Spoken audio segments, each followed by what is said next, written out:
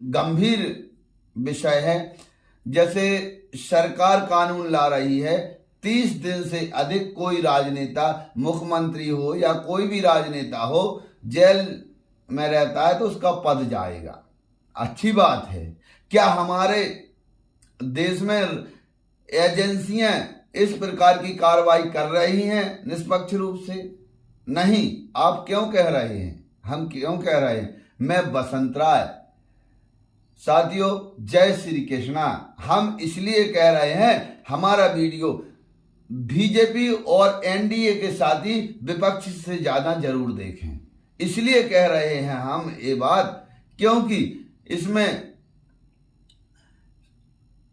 आज की जो एजेंसियां हैं उसके लिए माननीय सुप्रीम कोर्ट ने कहा है, एक बार नहीं विगत एजेंसियों का इस्तेमाल क्यों करते हैं?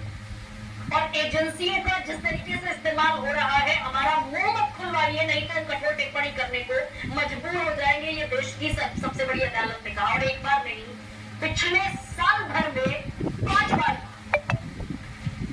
एक कर्नाटक के मुख्यमंत्री सिद्धारमैया की पत्नी को समन भेजे जाने के मामले में कहा। एक वर्ष में 5 बार कहा है ईडी के लिए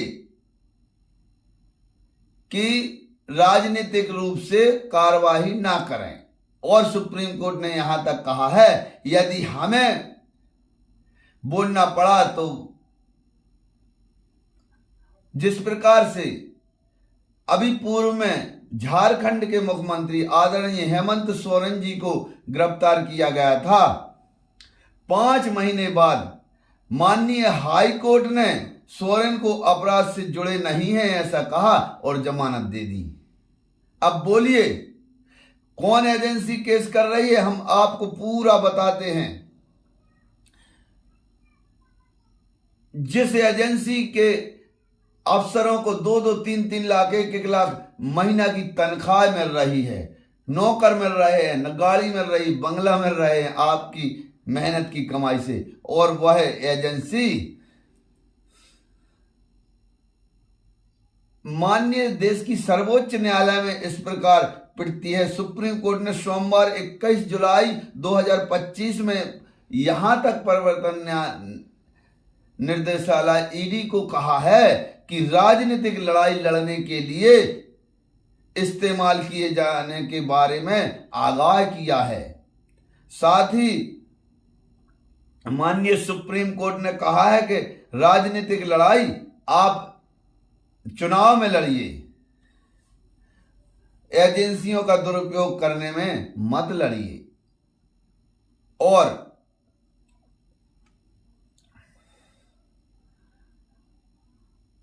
हमारी आप सबसे विनती है, यदि आप एनडीए में हैं और बीजेपी के उन तानाशाही नेताओं के अंडर में नहीं चलते तो आपके ऊपर भी केस हो सकता है।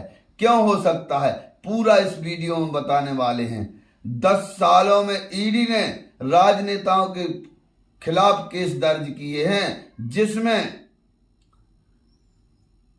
बताया जाता है 96% विपक्ष के नेता हैं और 2 पर आरोप सिद्ध हो पाए हैं, बाकी पर अभी आरोप सिद्ध नहीं हो पाए। अब बोलिए 193 में 2 को सजा मिली है। 10 से 11 साल में ईडी का एक काम है हमारे देश की, आज तक विपक्ष के 95-96% नेताओं के ऊपर केस किए गए हैं। अब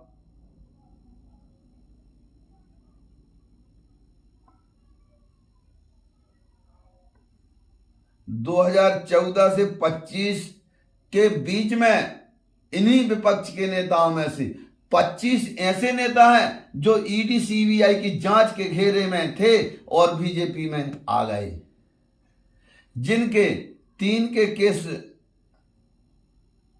बंद कर दिए और 20 रुक गए हैं।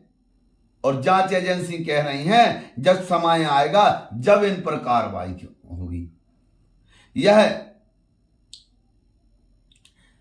स्थिति हमारे देश की है। अब चलते हैं आम आदमी पार्टी की टॉप लीडरशिप को जेल में कर दिया, मतलब पार्टी को खत्म करने की साजिश थी। देखिए अरविंद केजरीवाल, मनीष सिसोदिया जी, संजय सिंह जी और हमारे आदरणीय सत्येंद्र जैन जैसे और नीचे के नेताओं के हम नाम नहीं कर, लीडरशिप जो टॉप लीडरशिप थी इनको जेल में किया गया।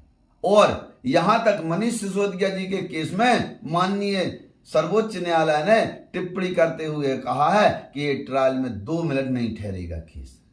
आइए सत्येंद्र जैन जी के केस में हम आप तक सच्चाई, माननीय कोर्ट ने जो सच्चाई, दिल्ली हाई कोर्ट ने सत्येंद्र जैन के खिलाफ सीबीआई का 2018 के मामले बताया जाता है कि 2 साल तो जेल में रहे, बंद किया, सीबीआई को नहीं मिला कोई सबूत। अब हमने साथियों आपसे बताया है कि ये एजेंसी कितना पैसा लेती है, कितना ये तनख्वाह लेती है, कितने टॉप लीडरशिप के जे नेता को पकड़ने का दिमाग है इनमें।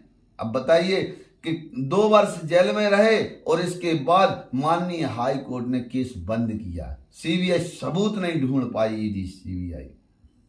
तो हमारी निवेदन है पक्ष से ज्यादा विपक्ष के नेता, यदि आपको गुलामी की जंजीरों में नहीं बंधना है तो भगवान करे आप, लोकसभा में तो यह कानून पास हो गया बताया जाता है, राज्यसभा में रुक जाए भगवान, वरना यह तानाशाही आपके सामने है और आगे भगवान बचाए इन तानाशाहियों से। यही आम आदमी पार्टी का एक छोटा सा कार्यकर्ता होने के नाते